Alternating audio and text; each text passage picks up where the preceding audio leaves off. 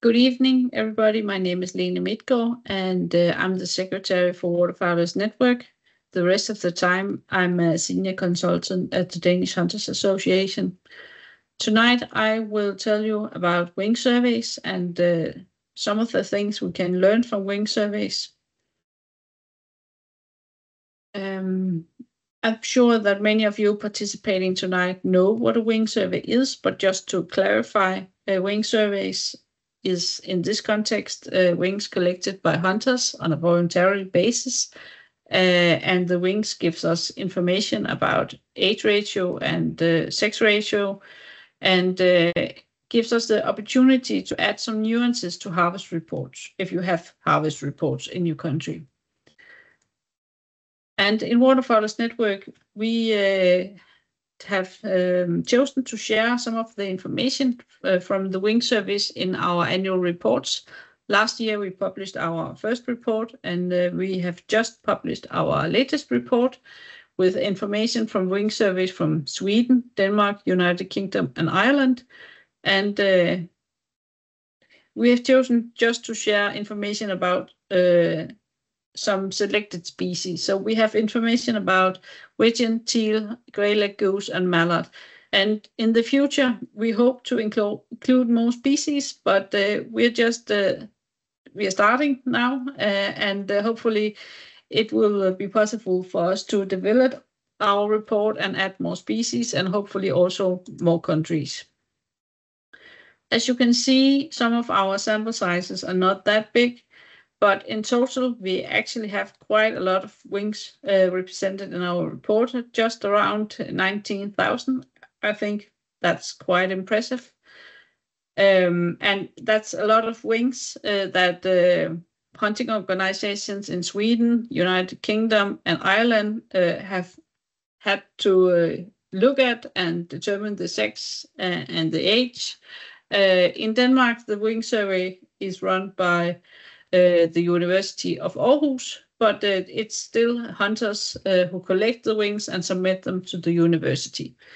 In the future, we hope to add more information from other countries, and we know that in Germany, a wing survey is being developed, an app-based wing survey, where you take a picture of the wing from the duck you have shot, and artificial intelligence help to determine the age and the sex of the bird.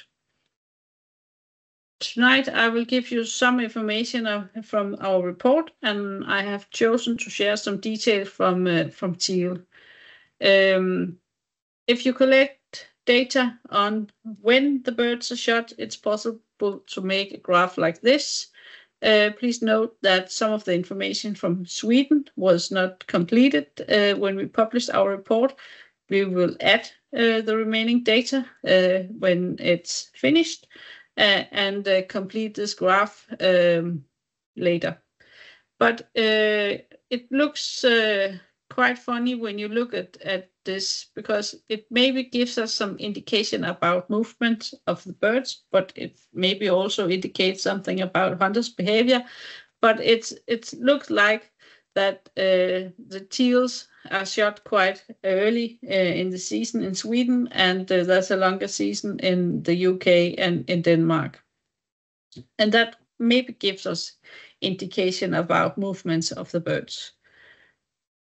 We can also learn about age ratio from the wings and the age distribution of the harvested birds gives us indication about population productivity. And when we have enough data, I have some data from Denmark, it gives us the possibility to see variation over the years. And can give us information about if there's a pressure on the population. And that's valuable information when we should be sure that our hunting pressure on a species is sustainable. And maybe it could be different thing that puts pressure on a species. It could be climate change, lack of habitat, like Veli-Matti told us. earlier, many factors can play a role in this. What we also can learn is not just the age ratio, but also the sex ratio. And when we know the sex ratio of the shot birds, it maybe gives us an indication about the sex ratio in the populations. And it also gives us information about productivity and potential impact on future breeding capacity when we have a sample size that tell us the amount of birds, that how many of the birds that are shot are adult females maybe, or how many of the birds are young birds. So it gives us a lot of information that we can use to make informed decisions when we should take measures to ensure that our management of the birds are sustainable. The Danish wing survey is quite old, and we have collected wings in Denmark since the 1970s. So we have a lot of information, but I will just show you this to make some remarks about what you can use data for, and if that you can see variation. If you just had this, that's the harvest reports, you can see how many birds are shot, but you know nothing about where they are shot or what kind of birds are shot. We know that it's teal, but we don't know the age ratio or the sex ratio of the birds. This map gives us information about where in Denmark the birds are shot. We know where the peaks are, where the most birds are shot. And we can also see the variation in numbers of wings submitted to the wing survey over the years. And it's also possible to see the proportion of adult females shot in different months. And it gives us also maybe an indication about movement for the different sexes or the different age groups. So we can get a lot of information about our water birds when we collect the wings and when we collect data on different topics.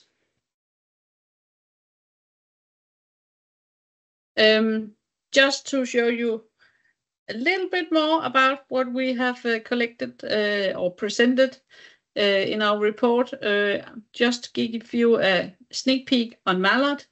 We know that there's a possibility that our data on mallard can be influenced by released birds, but in all the countries, hunters are encouraged not to share the wings in the wing survey if they know for sure that the birds are released. So hopefully not a lot of this information is from released birds, but is from wild birds. Wigeon, you also a sneak peek, and as you saw on the graph for teal, you can also see for Wigeon there's a peak in Sweden quite early in the season, and the season is longer in Denmark and the UK, and maybe gives us an indication about movement of the birds. And for grey-legged goose, it's only possible to determine the young adult ratio. It's not possible to determine the sex from the wings. The graph from Sweden looks a bit funny, and it's actually because we have cut a lot of the data off and not presented it in the report. In Sweden, the data is collected for the whole year, but in the remaining countries, we only collect data in the hunting season. And a lot of the data from Sweden is from the summer and comes from bird shot on derogation. So it's not completely sure, and the sample size is very small, that this is an indication about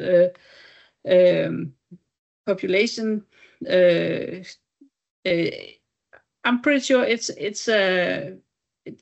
you can tell something about hunters' behavior more than population development of movement of grey-legged geese from this graph. But hopefully, when we have more data, it will be possible to say something more accurate about grey-legged geese in Sweden. In Denmark and the UK, it looks like there are some different peaks.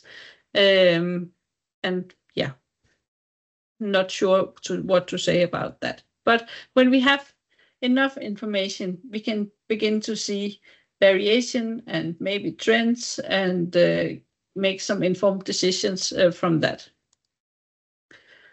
It has been mentioned before, and I will just mention it again. It's important that we collect wings in the different countries, or we collect data, because migratory birds, water birds, are a shared resource, and the same birds that we enjoy to shoot in Denmark maybe also visit the United Kingdom and Ireland, and maybe they come from Sweden or breed in Finland. So it's a shared resource. So we should be very aware that we share the birds, and we should manage them in a sustainable way, because it's not the Danish birds or the UK birds, it's our birds. So it's a shared resource. And lastly, I will take the opportunity to say thank you to all the hunters who have contributed to the wing surveys.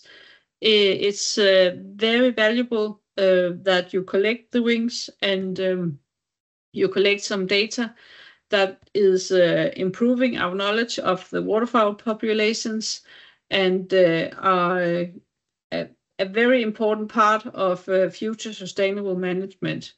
We know, I have mentioned it before, that some of our sample sizes are quite small, but it's for some of the countries, this is the beginning. The wing surveys are not that old, but 5-10 years from now, maybe we will have more data and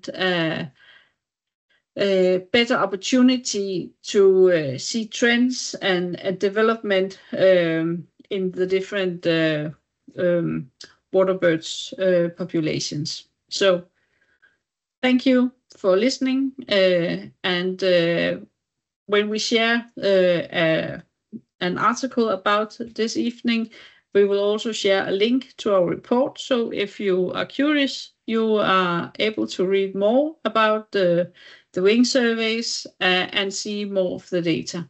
Thank you.